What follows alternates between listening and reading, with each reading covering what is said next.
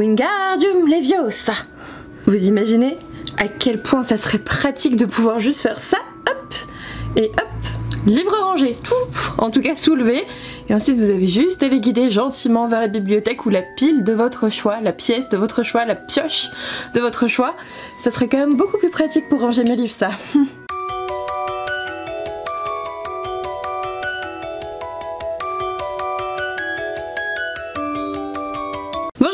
Et bienvenue dans cette nouvelle vidéo. Aujourd'hui il s'agit d'un nouveau tag, j'en fais un par mois je crois dernièrement, mais ça me plaît beaucoup. Je l'ai vu d'abord sur Turtle Sympathy qui est une chaîne YouTube anglophone. Je l'ai vu ensuite reprise chez Jessie the Reader et tout ça. En fait je cherchais une idée de tag et puis en fouinant un petit peu, donc en anglais c'était Harry Potter Spells Book Tag, donc voilà les sorts d'Harry Potter, le tag. Et en fait en fouinant un petit peu je me suis aperçue que ça avait été largement repris par plein de gens dernièrement, surtout par des blogueurs, notamment la Geekosof qui l'a repris il n'y a pas si longtemps que ça. Et en cherchant encore un petit peu plus loin je suis tombée sur la vidéo d'Alex Bookin en Prada. C'est hallucinant je trouve parce qu'en fait je ne me souvenais pas avoir vu ce tag nulle part en le voyant en anglais, et puis je suis arrivée sur la vidéo d'Alex Bookin en Prada que j'avais visionnée manifestement en 2019 mais j'avais oublié, j'avais totalement zappé ce tag, et donc voilà on va le reprendre aujourd'hui. Le tag n'est pas trop vieux, faut savoir quand même qu'il date d'il y a 6 ans sur les chaînes anglophones. Je vous ai dit Alex Bookin en Prada, je crois qu'elle l'a repris en 2019, mais bref c'est un vieux tag en rapport avec Harry Potter, et moi quand je l'ai vu je me suis dit mais j'ai jamais fait ce tag, il faut absolument que je le fasse. Et du coup bah voilà j'étais déjà partie, et puis j'ai vu qu'en fait j'étais loin d'être la première française en tout cas à le faire, loin d'être la première tout court hein, ça c'était sûr. Et bref ça sera 10 livres pour 10 sortilèges, c'est comme ça qu'il a été renommé en français. J'ai repris les questions à la fois par ma traduction personnelle mais aussi avec le blog donc de la Geekosof que j'ai vu en premier en fait, et ensuite je me suis aperçue qu'Alex Bookin en Prada en 2019 ils avaient encore changé, genre la dernière question elle était pas exactement pareille, bref peu importe. Celui-ci bah écoutez ça va être ma traduction plus l'aide aussi de la Geekosof parce que j'ai juste changé quelques notions en fait, mais c'est tout quoi. Le premier sort de ce tag c'est l'Expecto Patronum. Je ne sais pas quel est mon patronus d'ailleurs, je crois que j'avais fait le test mais j'ai totalement oublié. Je vais lâcher cette baguette parce que c'est n'importe quoi. Je voulais retrouver celle d'Hermione parce que j'ai Harry Potter et Hermione, mais j'ai retrouvé celle d'Harry Potter en premier et je me suis dit vas-y c'est bon c'est une baguette hein. C'est pas grave. Du coup, Expecto Patronum, j'ai mon petit carnet. C'est un livre d'enfance lié à de bons souvenirs. Alors là pour le coup ça a été un petit peu difficile de choisir. Du coup comme dans tous les tags je vais tricher. Objectivement.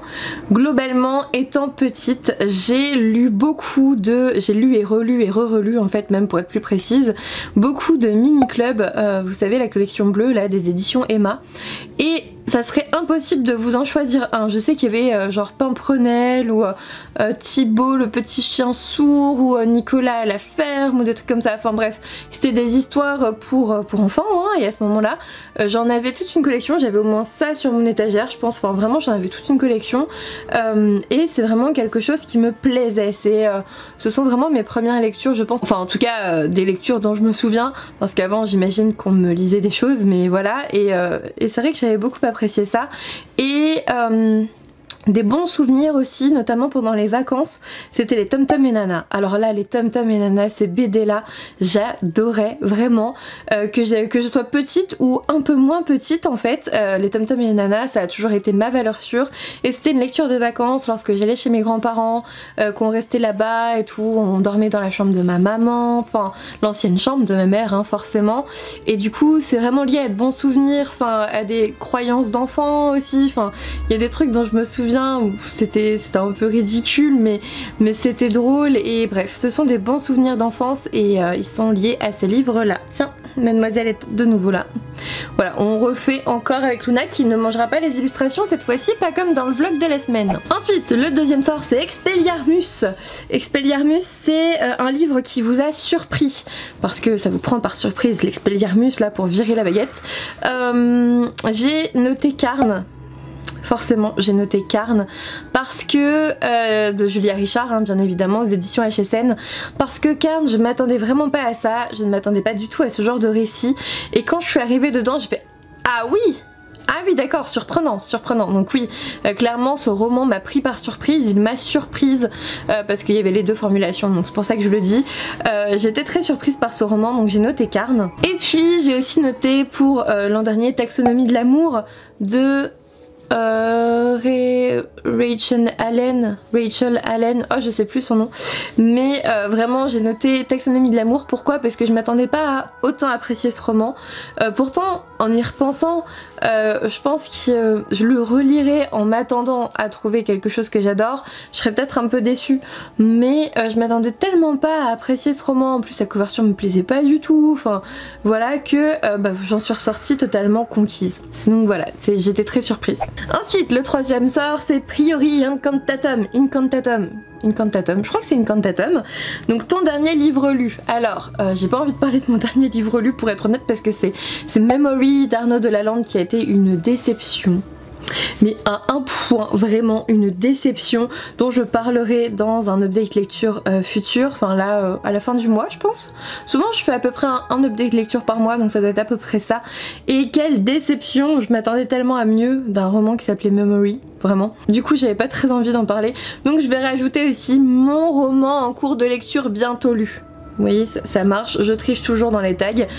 Mon roman en cours de lecture presque fini de lu, presque fini de lire, on dirait une pub, une mauvaise pub hein, de toute évidence.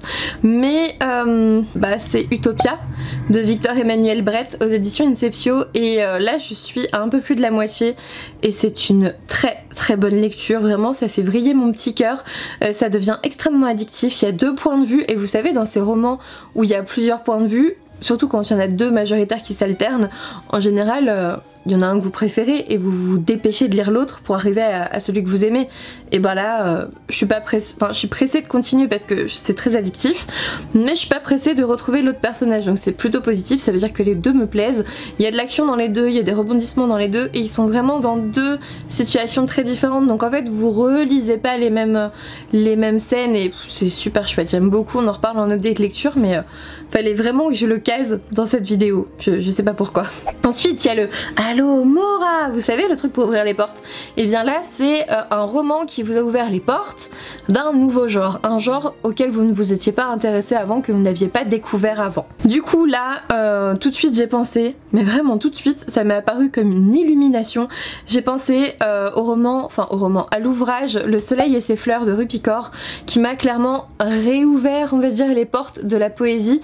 Oui je triche un peu, mais en même temps de la romance, du thriller, du contemporain et des lectures de l'imaginaire j'en lis, donc voilà. Par contre la poésie, à part à l'école, j'en lis pas. Je n'en lis jamais. Et du coup j'ai quand même testé Le Soleil et ses fleurs parce qu'il me faisait terriblement envie, surtout qu'il était sorti en poche, donc voilà, je risquais pas grand chose. Et cette révélation de la poésie pour moi, en tout cas de Rupicor pour moi, parce que j'ai pas vraiment lu d'autres ouvrages de poésie ces derniers temps en dehors de Rupicor, mais ça m'a ouvert les portes d'un genre, ou en tout cas d'une auteure que j'ai adoré, vraiment une très belle découverte. Ensuite le cinquième sort c'est Ridiculous, un livre qui m'a fait rire. Alors là j'ai dû chercher, parce que moi il y a bien plus de livres qui me font pleurer, je suis extrêmement empathique et je suis extrêmement touchée par certains sujets, donc je pleure bien plus facilement que je ne rigole dans mes lectures. Je ris à certaines séries, il y a vraiment des séries qui me font me marrer d'un coup, j'explose de rire, comme là ces derniers temps dans True Beauty qui est un drama coréen, j'explose littéralement de rire sur certaines scènes, mais franchement faudrait que je filme ça tellement c'est spontané, voilà, ça fait du bien. Mais dans les romans c'est vrai qu'il est rare que je m'esclaffe, vraiment il est rare que je me mette à rire toute seule en lisant. Par contre la petite larmichette là de temps en temps qui pointe le bout de son nez dans les yeux là, ça arrive. Du coup j'ai dû chercher, et en fait j'ai pas dû chercher très loin, j'avais juste oublié. J'ai choisi Meilleurs vœux et Va au diable d'Émilie Parizeau aux éditions Hugo Roman, cette petite romance de Noël toute, je dirais pas toute mignonne parce que c'est quand même du Haters to Lovers, mais justement en fait c'est ce côté Haters to Lovers qui m'a fait extrêmement rire.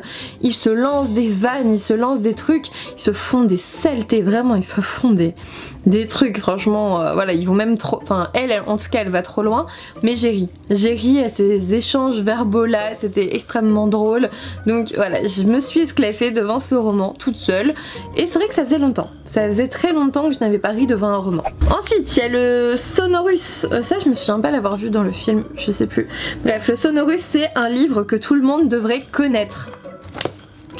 Alors je vous avoue, j'en ai sélectionné 3 parce que je me suis dit le premier ils vont s'y attendre en fait, donc on va changer. Un livre que tout le monde devrait connaître, Les Arcanes d'Emera. Évidemment, Elina EC, je vous en parle depuis 2018, vous n'avez pas fini d'en entendre parler. En plus il y a le tome 3 en poche, donc le dernier de la saga qui vient juste de sortir ou va sortir là en février. Donc globalement vous avez toute la saga en poche qui est sortie. Qu'est-ce que vous attendez? Qu'est-ce que vous attendez pour le découvrir? C'est trop bien, voilà. Qu'est-ce que tu fais? Eh, doucement sinon je te ridiculise aussi hein. Attention.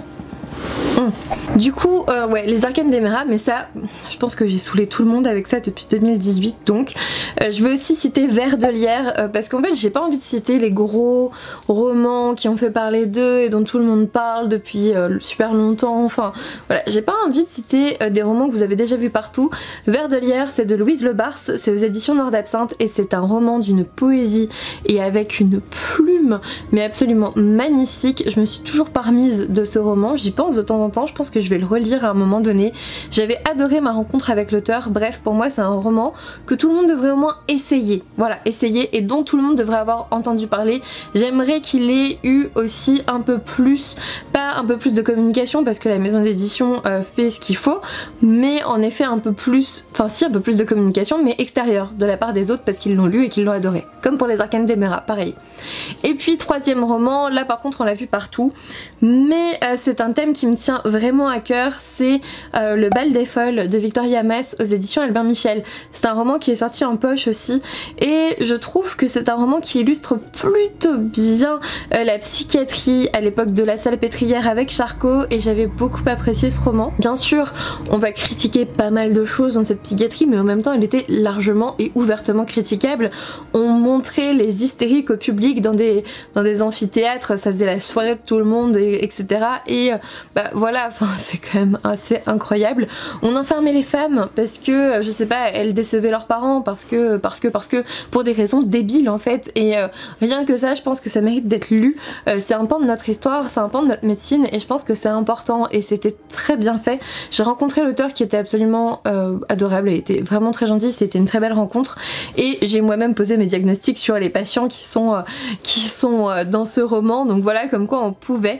Mais voilà, c'est vraiment un roman dont peut-être tout le monde a déjà entendu parler mais que tout le monde ne connaît pas forcément encore. Je sais que quand j'en parle dans mon service, certains infirmiers le lisent et ils sont tous unanimes, ils ont adoré en tout cas pour l'instant.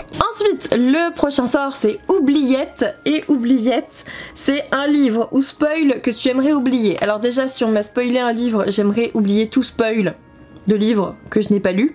Parfois ça arrive hein, franchement faites attention sur Livre Addict et tout ça, parfois il y a des mini avis mais en une phrase vous avez spoilé tout le roman les gars, enfin sérieux, quand on vient regarder des avis sur Livre Addict, Babelio, Booknote, tout ça, c'est pas pour vous spoiler le livre, c'est pour que vous disiez si ça vous a plu ou pas. Déjà, c'est déjà beaucoup en fait. Oui? Tu veux un escalier? Vas-y, vas-y, vas-y. Non? T'es bloqué? Bon bah écoute. Du coup en fait vu que c'était un livre ou un spoil que j'aimerais oublier, bah clairement je vais faire un jeu de mots, j'aimerais bien oublier Memory parce que j'en attendais tellement que la déception est d'autant plus amère. Quand vous n'attendez rien du roman, s'il ne vous apporte rien c'est tout, c'est pas la fin du monde.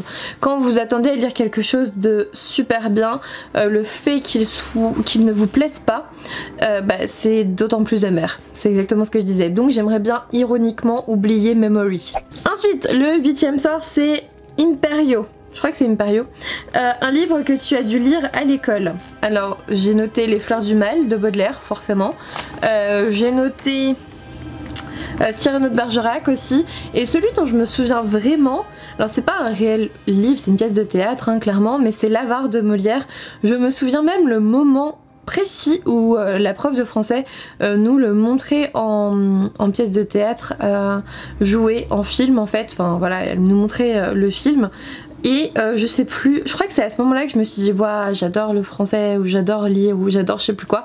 Mais en tout cas à ce moment là j'ai eu une sorte de révélation, de sorte que ça s'est imprégné dans ma mémoire. Je me souviens de cet instant précis où je me suis dit waouh, en fait les pièces de théâtre c'est pas si rasoir que ce qu'on pouvait me dire, que ce qu'on pouvait m'en dire en tout cas avant. J'avais vraiment de gros a priori sur tout ça, sur les livres en français etc, qui se sont en effet un peu confirmés par la suite, mais je vous avoue que l'avoir j'avais beaucoup apprécié. Ensuite, 9e sort Andoloris, et celui-là il faudrait éviter de l'utiliser. C'est un roman douloureux à lire. Alors là pour le coup je savais pas trop. Un roman douloureux à lire, est-ce que je vous prends une briquette parce que c'est douloureux pour mes poignets physiquement de le lire, de le supporter, ou est-ce que je prends un roman qui a été douloureux psychiquement à lire? Je m'étais dit psychiquement c'est plus intéressant parce que bon les briquettes bah, on sait tous que c'est un peu lourd, mais au début je me suis dit ah peut-être prends un roman avec des histoires de viol, de pédophilie et tout, parce que franchement quand je lis ce genre de trucs c'est assez douloureux, surtout quand ça n'apporte rien à l'histoire et que c'est juste gratos et c'est douloureux. Il y a certaines relations toxiques aussi qui sont clairement douloureuses à lire, et du coup j'ai par exemple pensé au roman Le voleur de baisers d'Hugo Roman, aux éditions Hugo Roman de E.J. Chen je crois, quelque chose comme ça. Je sais plus bien le nom de l'auteur, j'en suis navrée, mais j'ai pensé à ce roman parce qu'en fait c'est douloureux mais après. C'est-à-dire qu'en le lisant, j'ai passé un plutôt bon moment de lecture et en analysant les choses, je me suis dit putain c'est une sacrée relation toxique tout ça, et en fait ça a été douloureux de constater que je pouvais apprécier malgré cette analyse. Vous voyez, ça c'était assez douloureux.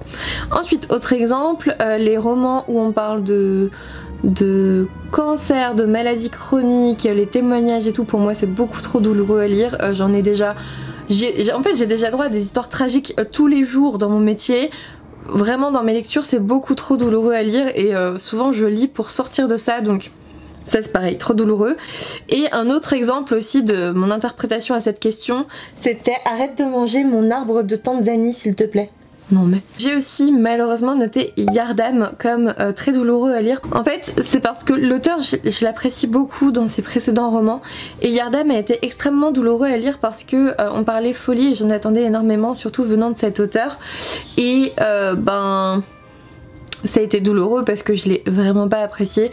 Il y a des choses qui m'ont un peu agacée ou choquée, et du coup ça aussi c'était un peu douloureux. Et ensuite 10e et dernier sort, le plus interdit de tous, Avada Kedavra. Ouais bon, on va éviter de le faire quand même vers vous parce que j'ai bien envie de vous garder par ici quand même. Un livre qui peut tuer, et en sachant que l'interprétation est libre. Et là je me suis dit mais de quoi tu vas parler encore? Et comme d'habitude je me suis dit tu verras bien en faisant la vidéo, et on en est là, voilà, on en est là, le moment où je blablette parce que je sais pas quoi répondre. Un livre qui peut tuer, pour moi ça peut aussi être un livre douloureux comme ça, mais aussi, enfin je sais pas si je vais dire ça, je vais encore rentrer dans une polémique. En tout cas, un livre qui peut tuer, ça peut être une grosse bricasse, notamment mon roman collector Le Paris des Merveilles avec la couverture reliée et tout ça, vous pouvez assommer quelqu'un avec, il n'y a pas de souci, on sait jamais, ça peut tuer. Et un livre qui peut tuer, moi je dirais aussi un livre qui est dangereux, ça sera un roman qui fait l'apologie de certaines choses justement dangereuses pour les pensées des plus jeunes, que ça soit au niveau de diverses polémiques ces derniers temps, qui surfent en gros sur une vague. C'est ça en fait que j'avais envie de dire. Un roman qui surfe sur une vague sans grande intelligence, sans grand recul, sans grande analyse, et qui va raconter un peu n'importe quoi, qui va être fondamentalement mauvais, mais qui va imprégner les esprits des plus jeunes, et du coup qui pourra peut-être tuer d'ici quelques années parce que voilà, ça va être compliqué au niveau recul, analyse de soi et tout. C'est très philosophique comme... très philosophique je sais pas, mais en tout cas c'est assez philosophique comme idée je trouve, mais il y a des livres qui ont pu tuer, enfin doit-on parler par exemple de Mein Kampf, des trucs comme ça. Voilà, donc il y a des livres qui tuent réellement et qui sont dangereux avec des idéologies dangereuses, ou qui veulent passer un message très en vogue ces derniers temps, mais qui le font de façon très maladroite et très mauvaise, tout simplement. Donc voilà, mais sinon la grosse bricasse ça marche aussi hein, et c'est plus rapide.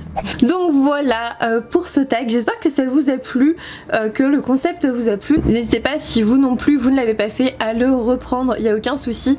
Comme vous voyez, je suis loin d'être la première à l'avoir fait, donc voilà.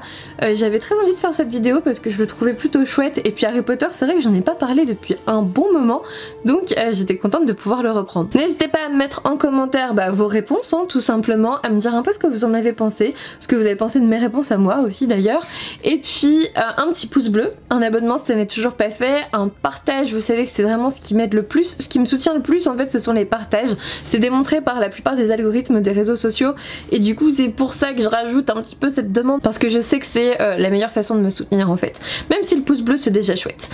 Dans tous les cas, moi je vous dis dans tous les cas apparemment je représente un escalier pour ce chat là, et écoutez, je vous remercie d'être passé par ici, et puis je vous dis à bientôt pour une nouvelle vidéo.